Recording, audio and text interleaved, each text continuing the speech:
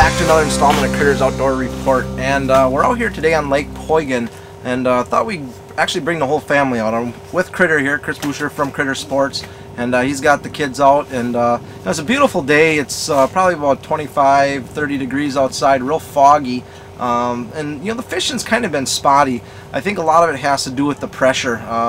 Yesterday the fish bit really good. Today we come out and it's, you know, a little bit slower, but there's also twice as many people as well. But you know, fish are still being caught, still getting some walleyes and some white bass. And, you know, they got feeding windows. What you pretty much got to do is just have patience, come sit out here, and you know, and wait for the fish to come to you. It's about the best thing we can do. What have you been hearing, Chris? Well, last day or two has been pretty consistent. We're seeing some guys bringing some nice big northerns. White bass have been coming in a little bit more often. A few crappies mixed in. We're still seeing some guys doing pretty good on walleyes. It's kind of been, if you hit the right 15 minutes, you catch your limit. If you don't, you come back with only one or two. It's been a real short feeding window, that's for sure. You know, and it's kind of been a mix of tip-ups and jigging.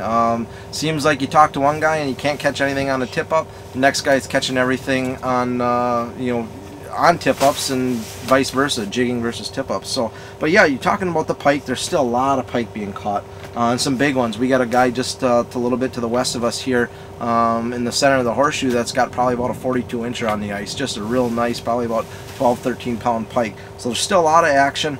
You know, some panfish are still being caught in the channels. Over on the west end, over by Captain's Cove, out in front there, they're getting some nice perch. Finally starting to get some nice perch in the system, so that's good to see too, rather than sitting here trying to catch these white bass and walleyes every day. Well, the best part is all the landings are beautiful. You can drive anywhere on the entire lake. There's what, 20 inches of ice here? I think we got about 28 inches. There's a lot of ice. So there's just no question on safe or any of that stuff, and that's why the kids get to come out now. Hopefully watch the tip-ups and hopefully bring a little luck with them. Yeah, exactly.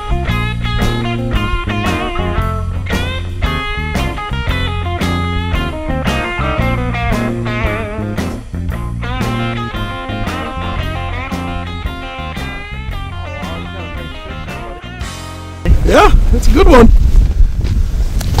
Well, Troy Peterson here from Critter Sports, and we're out here, and we got Wally Dueno. He's a regional rep for Pure Fishing, and they're out here on Poygan. We're over by Captain's Cove actually, and they've been doing real good here on pike today.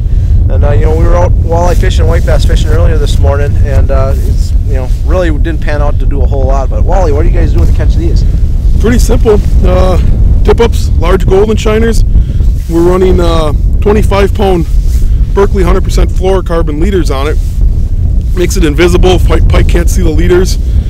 Just gets a little bit more bites with them, I think. And also running smaller hooks than most people. We run size 12 hooks. Okay.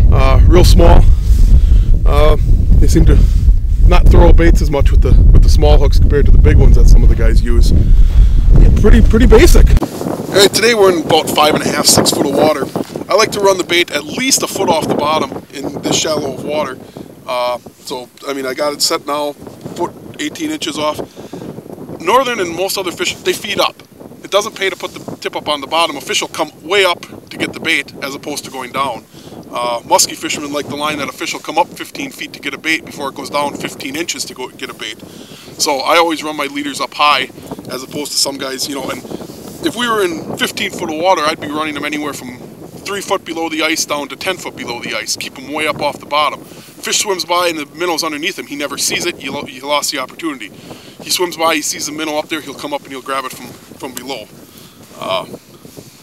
It's just no need to set them down low. If you're fishing walleyes, might be a little different if they're hugging the structure like that, but northern, if they're aggressive, they're going to take it regardless. Pretty basic. You know, that fluorocarbon thing is really a big deal. I use that even walleye white bass fishing. Absolutely. I'll run fire line and then a swivel and then put fluorocarbon underneath. But for pike fishing, especially through the ice, and, you know, musky leaders and that too. The nice thing about the fluorocarbon, it's actually more invisible than mono. But even better than that for this kind of stuff is the abrasion resistance. I mean, with the pike with their teeth and everything like that, it's darn near as durable as wire. But yet it's invisible, so the fish don't see it. And I've just found that in all my fishing I get more strikes with it, but particularly with the pike under the tip-ups like this. Gotcha. Now, what are you guys running for? You're just running regular, like a braided Dacron and then a mono? Or Actually, I'm running 80-pound Fireline braid. Okay. Just I can pack more of it on. And the thing I don't like about the Dacron is it absorbs so much water. Yes. And when you're bringing the fish out of the ice like this, out of the water, all that Dacron gets so cold and it freezes and it doesn't go back on your tip up at all. You know, you try spooling it back on and it doesn't want to curve. It's all flat line and square like that. So the tracer braid or the spider wire stealth with the Teflon coatings, they don't absorb the moisture and it just comes off much easier. That's a great tip because, you know, fishing today, it's cold out today. When you get a pike that spools your line, trying to get that stuff back on, you might as well take it in the truck, warm it up before you can wind it back on. And, you know, when you look at the price of the Dacron that you buy for fishing line, you know, for the tip-ups, the super lines aren't that much more expensive and they last you forever. Whereas the Dacrons, you put them away wet, and being that it's a natural fiber, the Dacron, you put them away wet, you throw it in your garage over summer, and it dries out, it dry rots on you, and you're ended up, you know, every year, maybe most likely every 2 years, replacing the Dacron at, you know, what is it, $6-7 to fill up your tip-up with Dacron. You know, you spend the $15, get the better super line, and it lasts, you know, for years. I mean, you know, the previous stuff I had on for probably the last 6 years, and now I just put on a new Fireline braid. It just came out this year, so that's what I'm running now on it. You know, nice thing about that too is, when you're talking about price-wise, most spools of braided Dacron or tip-up line usually come in 50-yard spools, where when you're buying a stealth, you know, you're getting 300-yard spools. Well, 125 is a standard, or 300, but even 125, that's easy 200 or 2 tip-ups that you're running on there. So really, you're still looking at, you know, roughly $7 to $8 to fill up your tip-up, and you know, if that lasts you 4 or 5 years, I mean, what's $2 a year for tip-up line? I mean, you're going to spend twice that for Dacron. Yeah. Well, Wally, I appreciate it today. All right. And thank you. And, you know, stop in at Critters so we can set you guys up with all the great line that Wally was talking about here, and get your tip-ups ready. Till next time, good luck on the ice. Troy Peterson, Mr. Bluegill Guide Service, JJ Keller Fishing Team. I'm out.